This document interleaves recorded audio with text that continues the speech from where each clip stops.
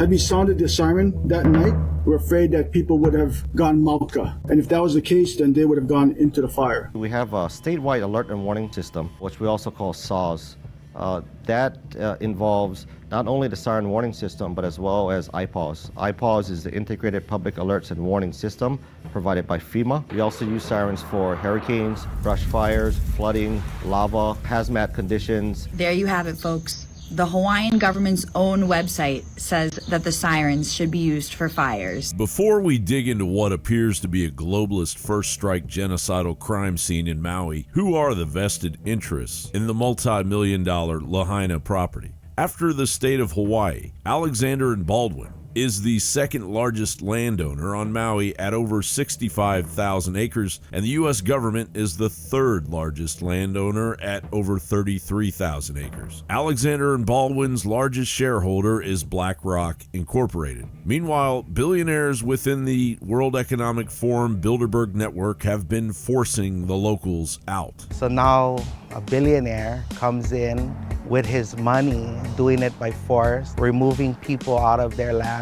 Mark Zuckerberg, to ensure his privacy, is trying to sue Native Hawaiians that live in Kauai so he can steal their land and build a mansion, just because he can. There are feelings of both angst and excitement as Lanai residents prepare to welcome new billionaire owner Larry Ellison. Didn't take long before people who previously lived on Lanai were forced out of their jobs and forced out of their homes just because Ellison had a different vision for the future of the island. We asked the governor to amend the emergency proclamation to ensure that Chapter 92 Sunshine Law remains in full force.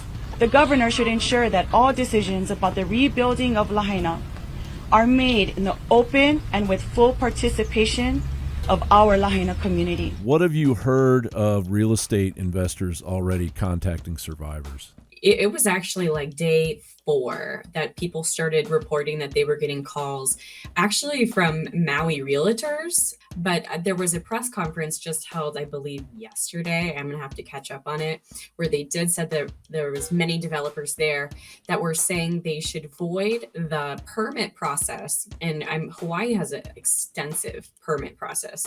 To build anything here is like, it's like pulling teeth. Governor Josh Green is saying he's going to put a moratorium on selling because he's trying to, I think, take the light off of him. But we know that something, it's more nefarious going on. It's important that we're honest about this. People have been fighting against the release of water to fight fires. He suspended the water code in Lahaina due to the fires. He's suspended certain other provisions of law in the housing proclamation. And in his comments on Monday, he specifically alleged something that I've never heard to be the case, that people are fighting against the provision of water for firefighting across Hawaii. The deputy water commissioner had allowed millionaires and developers to divert that water to themselves. The same water that wasn't used for 5 hours to fight the fire in Lahaina. Reportedly, new permit applications that locals had been fighting for and won were due to be submitted the day before the Maui fires. We all need water to live, but it requires true conversations about equity, like water equity. The minions of Agenda 2030 immediately descended as locals report that those whose homes survived are being given eviction notices while developers in league with insurance companies circle the ancestral village of Lahaina. That's a whole group of people that would have to get to do that. The landlord had to go to the court, file the petition, and then manage to get that done in under a week, and we can't get aid. And what's more frightening is, FEMA. And what we fear with these land grabs is that they're going to go in and they're going to just declare the land uninhabitable. And when they do that, then it's going to give the state of Hawaii, the constitutional rights to take that land. None of us on Oahu know.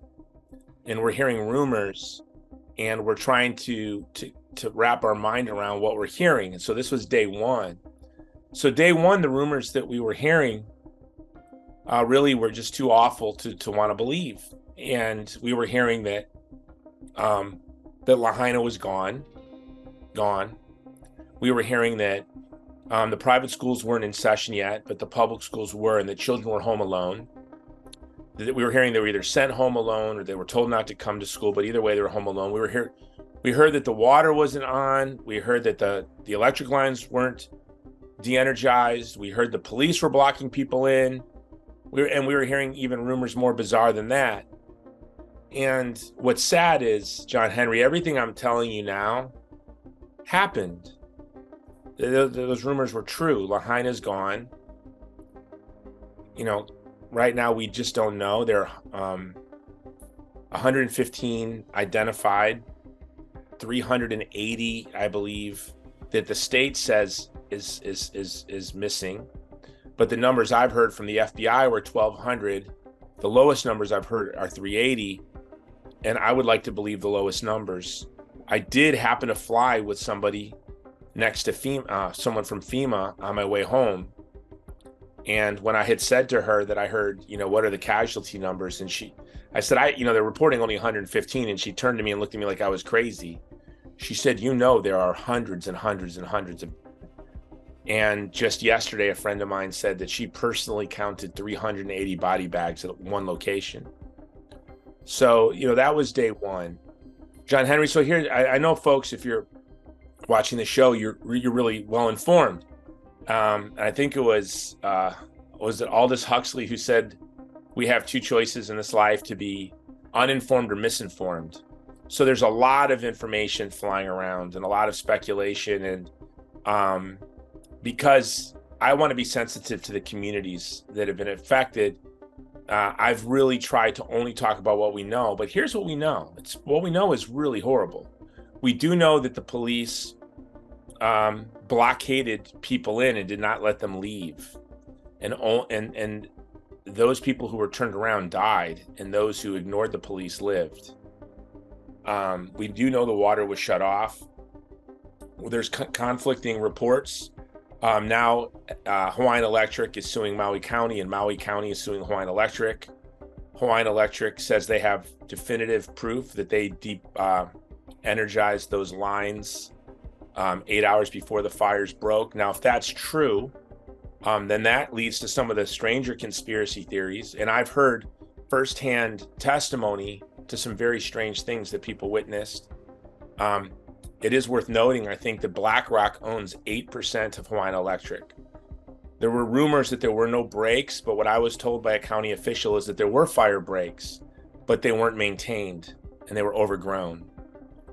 Also, it's been reported that Hawaiian Electric didn't bury those power lines because they didn't want to waste money on old energy, that they would rather use money for green energy.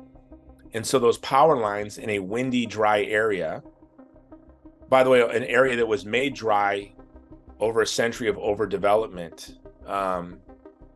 So it was a very lush area before, but because of the plantations and then development, it's very dry. So they chose not to bury those power lines because of environmentalism. So at the very least, when I hear the word now green energy, it makes me sick to my stomach. Because this idea of green energy not only has young boys working to death in Africa, mining rare earth elements that are necessary for the batteries in these electric cars. It's led to famine, and it's led to the decimation of Lahaina. At the very least, we have a bureaucratic blunder, and we have social justice virtue signaling, and the climate lobby, the green lobby, effectively stopping progress. Forest fires have been down by 20% in the past 20 years, but yet we've had these catastrophes, and these catastrophes are man-made. They're caused by not maintaining breaks or not doing fire breaks, where you burn areas to prevent the spread of a wildfire around inhabited areas.